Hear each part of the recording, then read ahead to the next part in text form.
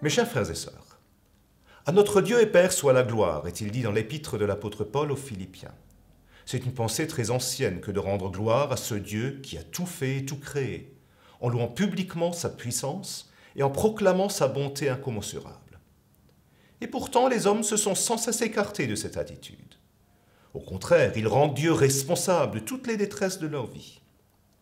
L'appel que je lance aujourd'hui est le suivant. Rendons gloire à notre Dieu et Père. Que cela ne soit pas seulement le mot d'ordre de l'année 2017, mais détermine la suite de notre chemin dans la vie et dans la foi. Comment pouvons-nous glorifier Dieu le Père? Je citerai 3 missions à titre d'exemple. Reconnaissons la grandeur de Dieu. Il est le Créateur duquel provient toute chose, aussi bien la création visible que l'ensemble de l'histoire salvifique. Notre mission est de traiter sa création avec sagesse et bonté.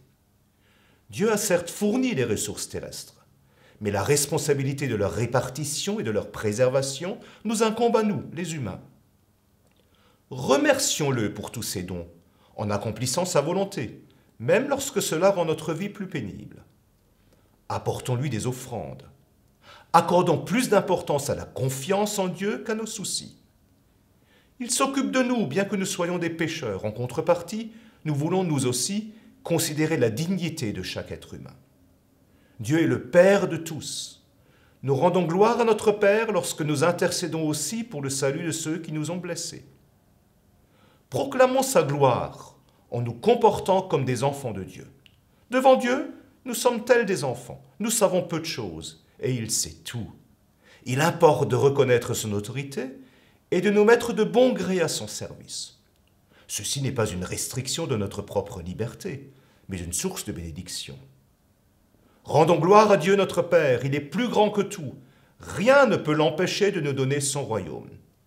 Sa vie qu'il a déposée en nous doit se développer.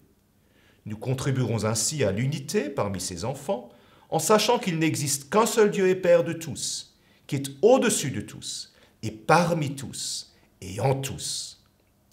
Le programme en 3 points pour cette année 2017 est le suivant. Reconnaissons la gloire de Dieu le Père dans ses œuvres. Remercions-le pour ses bienfaits. Proclamons sa gloire en nous comportant tels des enfants de Dieu. Dans cet esprit, je vous souhaite beaucoup de joie et la bénédiction de Dieu en cette nouvelle année. Je vous adresse, mes chers frères et sœurs, mes cordiales salutations.